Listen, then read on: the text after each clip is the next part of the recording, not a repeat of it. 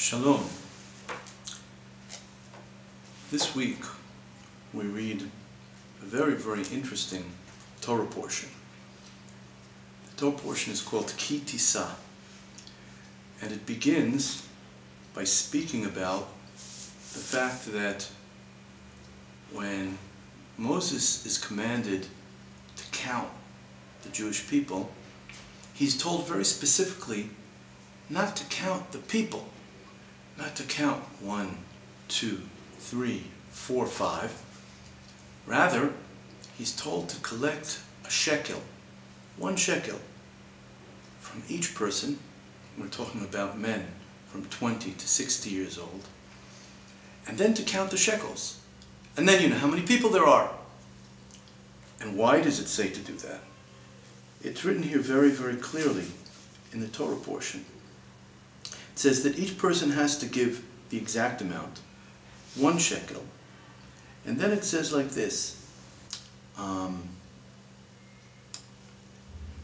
yeh behem negif. It says, and there won't be a plague. What does a plague have to do with counting the people? The answer shows something about the essence what Am Yisrael is. It shows that we have to be a united people. When you count people, 1, 2, 3, then basically each one of them is by himself. They're not part of a whole. They're individuals. And by doing that, you're taking Am Yisrael, the people of Israel, and you're dividing them up. You're making them into solitary units, into individual units. And Am Yisrael, the Jewish people, have to be a whole. We have to be united. We have to be one. Not divided, but a whole, all together. And so we're told that when you count people, when you want to take a census, when you don't know how many people there are, how many wars do you have, how many people do you have to work in the Mikdash, in the temple. So you don't look at them as solitary, isolated people. You have to look at them together as a united group. And this is what the Torah is teaching us. The Torah is saying to us that when you count, you don't count the people. Count something else, but keep the people together. Don't divide them. Don't make them into something they're not, because we're one united people. Why would there be a plague?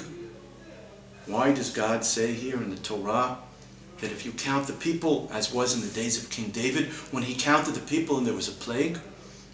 Because what happens during a plague? One person dies, and another person dies, and another person dies. Everybody's divided. That's the result. But by keeping us as a oneness, together, as a whole, then that plague won't happen. And this is what we see at the beginning of this week's Torah portion. Later on, of course, we come to one of the saddest events, perhaps, that we've seen, that we come upon in our Torah studies when we're reading here after our the Exodus from Egypt, and we're in the desert, and Moses goes up to the mount, to Har Sinai, to Mount Sinai, to receive the 10 Commandments, to bring the Torah to the Jewish people down below. And he says, I'll be there for 40 days and 40 nights. And the people lose their patience. And they decide that, some of them, we need a new leader. And their leader is a golden calf. A golden calf. Here they've left Egypt. They've been commanded not to worship idols. That there's only one God in the heavens. They're going to build a golden calf. And not only did they build the golden calf, but they sing and dance around it. A very terrible event. And when this happens, again, we see something that teaches us, again, about the essence of not only the Jewish people, but the leadership of the Jewish people. Because it says here like this. And God says to Moses, in Hebrew it says, Lech red, go down, God is, the literal translation is, leave Mount Sinai and go down and deal with these people that have built a golden calf. They're replacing me, God, with an idol. You, Moses, you're the teacher. But the commentators bring down a different interpretation. And here it says, when God says to Moses, Lech red, go down, so one of the most important commentators on the Torah, Rashi, says, go down from your greatness. Moses was a prophet who could speak to God face to face. Nobody has ever reached the prophecy of Moses. And here God, when he's receiving the Torah in his hands, when he's receiving the tablets to bring down to the Jewish people, he brings them down. He's on the verge of bringing them down, and God says, Lech, go down from your greatness. In other words, you can no longer be a leader. Why? He says, because I didn't give you that greatness except for them, for the Jewish people. And if they've reached this stage whereby they're worshipping a golden calf, an idol, then you don't deserve to be their teacher anymore. When we study about the golden calf, we're not just learning about a historical event. We're studying something that may happen again and again and again. There can be many golden calves. Then it was an idol. But that golden calf can be money. That golden calf can be possessions. It can be a television. It can be a computer. That golden calf can be our instincts. It can be our evil inclination to value something more than it really is worth. To take what we shouldn't value and value it too much.